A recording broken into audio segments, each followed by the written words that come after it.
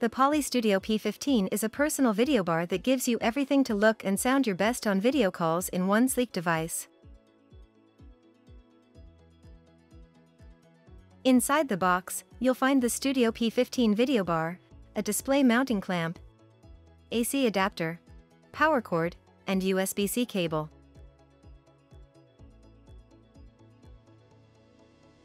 First, take the Studio P15 and attach the display mount.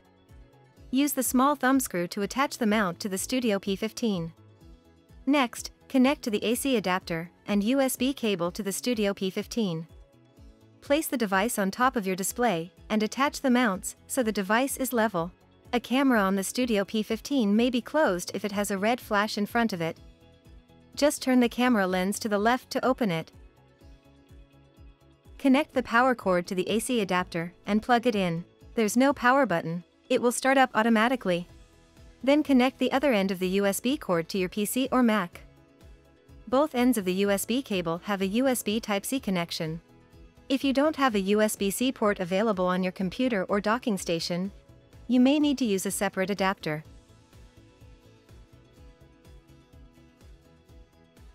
Your Windows or Mac computer will automatically set up the device, but to get the most out of it, you should download and install the Poly Lens desktop app if you don't have it already.